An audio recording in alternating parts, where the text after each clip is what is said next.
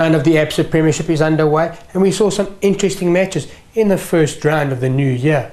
Welcome to Absa Premiership Roundup. I'm your host, Brian Lee.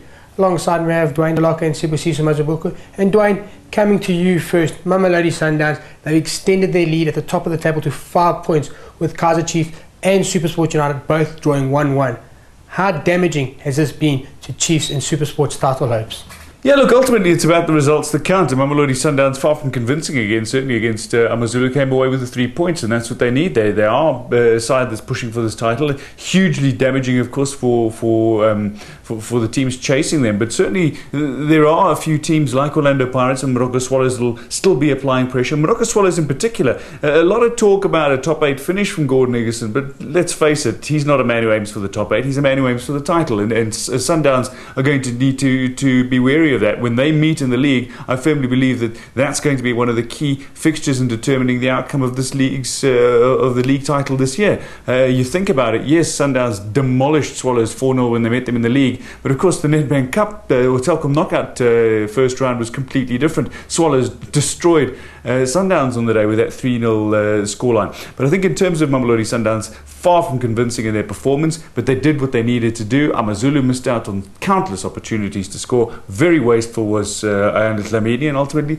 they were punished for their lack of finishing ability. But Sibu, looking at Chiefs and SuperSport, definitely points dropped. Glenn Salmon playing in defence for SuperSport United, and Chiefs a disappointing draw against Jomo Cosmos. In fact, Majora rescuing them 7 minutes from time, saving Vladimir Vermasovic's his blushes in his 100th game in charge.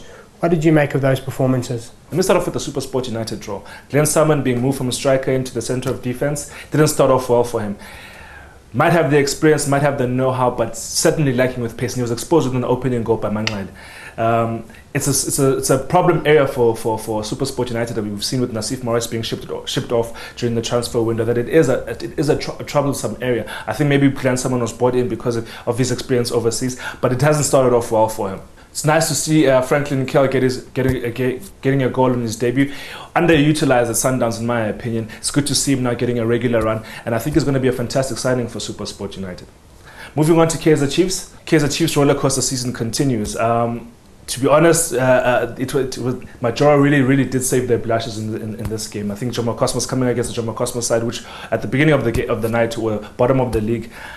Everyone expected Kaizer Chiefs to basically roll over them, but it didn't quite happen like that. They held them tight, and it was literally a nice little save by Majora, because it would have been a terrible start for Coach Vivi in 2012. Certainly Majora has been struggling to find the back of the net. This his first goal since October. But let's move on to the more exciting games. 3 games ended with 5 goals in them.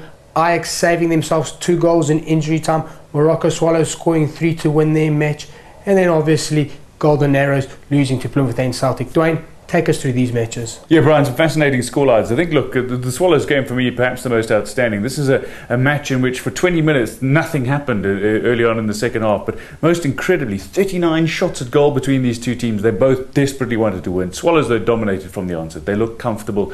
After an opening flurry of chances from Santos, they were pretty much played out of the game. Slowly but surely started to come back through the brilliance of Erwin Isaacs, who in fact scored their very first goal in the game. But ultimately, David Matabula, the driving force, scored the opening goal for Swallows, was involved in the next 2 as well. His influence on the game not to be underestimated. He was unanimously voted man of the match by all and sundry, and just once again proving just how much he can contribute to any side he plays for. A lot of people criticising Gordon Egerson for raiding the relegated Mpumalanga Black Aces from last season, but we're seeing that these players are more than capable of playing. Bongani Twala came and had his first start last night, looked competitive, got the ball moving around the ground, still didn't put in the best performance in the middle of the park. But this Swallows side for me is really looking like a team that's desperate to chase down the title.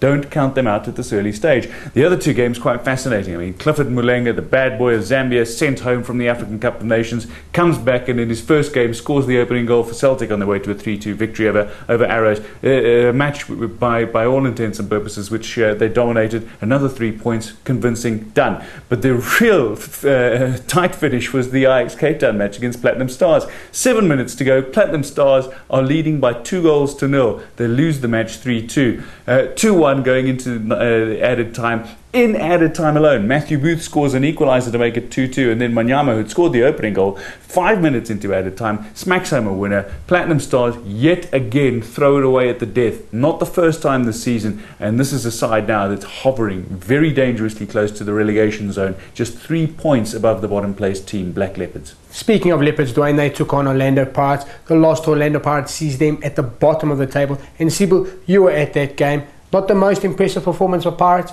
but a win nonetheless. Not an impressive performance from Orlando Pirates at all. It was a very, very lethargic performance, to be honest. They came up against the Black Leopards side that offered really nothing in the opening half. I mean, I don't think Cesar Mayo was ever forced into a save, I think, the first 45 minutes, to be honest, that I can recall. It was a Black Leopards team that was there for the taking, but Orlando Pirates seemed to be suffering from the same problems that they had encountered before the break. I mean, they seem to be good in the build-up, but the final ball seems to be sorely lacking. There's been rumblings that senior striker Benny McCarthy had been complaining about that the final ball isn't quite as great as it should be. Hence why they brought in Louis Boamote, and you could see why. I mean, chances were being created in terms of crosses to come through, not being taken. You could cut a very, very frustrated figure, Benny McCarthy, throughout the game. For Black Leopards, they started to show something towards the second half of the game after realizing that Orlando Pirates weren't going to be the attacking force that they thought they were going to be. And they started coming into the game. Unfortunately for them, they just don't have a recognized finisher. And as a result, they lost narrowly to Orlando Pirates. But not a very, very good game to watch. Another boring game to watch was definitely the Bidvest Wits versus Maritzburg United game. We had to wait for the first half hour before we saw the first shot on goal. In the end, the game ended goalless. But the biggest talking points of this round: Jomo Cardinals off the bottom of the table, Mamelodi Sundowns extend their lead at the top of the table.